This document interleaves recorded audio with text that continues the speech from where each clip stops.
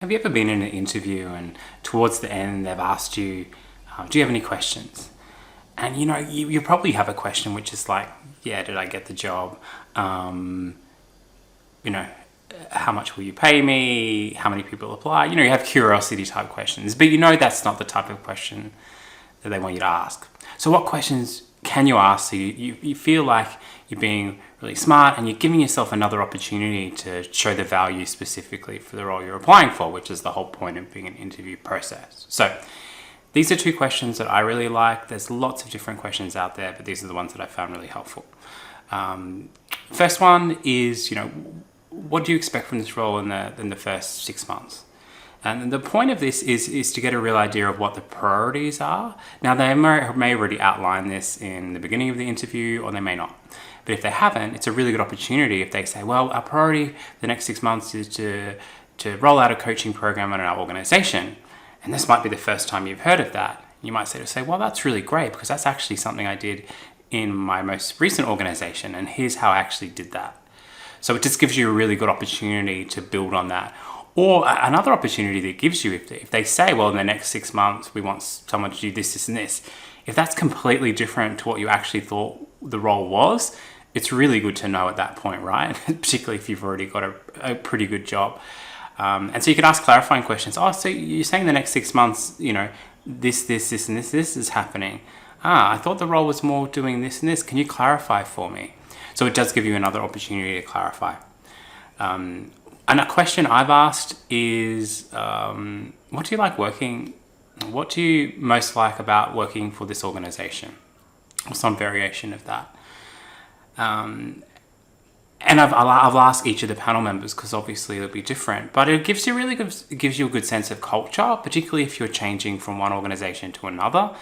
I worked at an organization that was really well valued. I really loved the people. It was a really great culture. And I wanted to know that I was moving to another organization that had similar values, but you don't really know. If you don't know someone that works there, how do you know if it's going to be a good cultural fit for you? And when the people were talking about their organization, I was like, oh, this feels like the type of culture I want to be a part of. This is what I thought the culture would kind of be like. So asking a question around the type of culture, it could be really good. And so, if you've asked about the future, what's coming up, you've asked about the culture, they're two really good questions you can ask. If you don't have any more questions, you can sort of say, look, I don't have any more questions because you've clarified them for me already, but I just want to reiterate my suitability for the position. I'm really strong customer focus. I've won a customer service award for my excellent contribution to delivering best practice customer service. And I know this customer service is really important to this role, so I feel I'm really well equipped for that. So, et cetera, et cetera, et cetera. So that you can, because you don't want to be saying they ask you a question, do you have any questions? And you're like, no. It sort of ends the interview really flat, and you want to be ending the interview on a really positive note. So, you have to ask you if you have any questions, just say, no, I don't, because you've clarified it really well.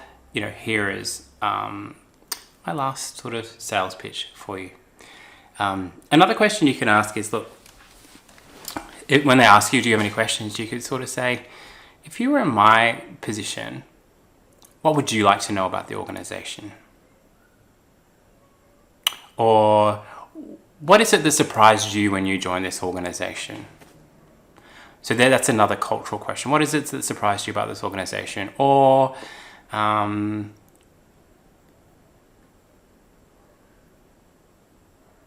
what does success look like for you in this position? Like if the person performing this was great at their role, what would it look like? What are the type of things that they'd be doing?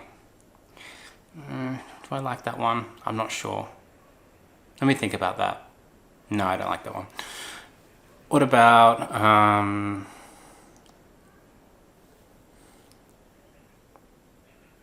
sometimes, you might want to know about bridging, like what are they going to do to support you to get started? I mean, you could ask a question like that, like, so if I get this position, what's the first week going to look like? What's the first month going to look like? What's the first 3 months going to look like? And that question will give you a good sense of how thoughtful they've been about the onboarding process. There's a lot of studies that suggest that, a solid onboarding process helps retain people. And if they sort of don't have an answer, the first week, we'll hand you off to your buddy and they'll tell you everything you need to know. And, the team leader will see you in your first month, and you might kind of go, maybe that's not as, maybe that's not what I thought it would be, or maybe it's better than I thought it would be. So that, what could I expect in this role in the first week, first month, first 3 months, could really help give that picture. I guess it comes down to what specifically you want to know, like what's going to help you make a decision. If you kind of, your role currently sucks and anything's better, well then the questions you're asking to be different from if you're in a really good organization. You want to make sure that this is the right next fit for you. You can also ask someone a question just to clarify anything that you haven't covered so far, or any questions and concerns that they have about you. Sort of bluntly say, is there anything that I've said so far that's been a red flag for you? It's a bold question, but it shows guts to say, well, no, I don't really think there's a red flag. Just listen to that pitch. No, I don't really think there's a red flag. There's a bit of hesitation in their voice, and just sort of say, okay, maybe not a red flag, but maybe a flag that's tinging towards red. What might that be? And also say, oh, you haven't had experience in this, this, and this. Okay, that is true. However, my experience in this, and this sort of, I feel, helps overweigh that and actually adds significantly more value. Do you need me to clarify anymore? So what you're kind of doing is you're sort of saying, what's stopping you from employing me? So what's your red flags? Or is there anything on my answers that you'd like me to elaborate on? Any parts of my experience? I know you have a copy of my resume. Is there anything you'd like me to provide more information about? What's going to make this a yes for you? Ooh, that's a bold question. I just thought of that one. What's going to make this a yes for you? And they'll probably look at each other and be like, a yes for us would be I think most of the time you can tell whether you've got the job. That's not true. I've been in interviews where I thought I didn't get it, and they offered it to me, and I'm like, what?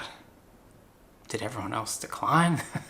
And I've been for ones where I came out there and it's like, the Top Gun theme song playing, and you got your aviators on and you're feeling great about the world, and and you think, yeah, I nailed this. So sometimes you don't really know, but any questions that you can ask that can help them get to know you a bit better and you to know them a bit better is based on it. So anyway, if you like this sort of musing, feel free to subscribe. No, don't feel free. Actually do it. Commit to it. And I'll see you in the next video. Best of luck in your interview. I know you'll do really well because I don't know you and I prefer to think positively about you. But yeah, anyway, best of luck. See you later. Bye-bye now.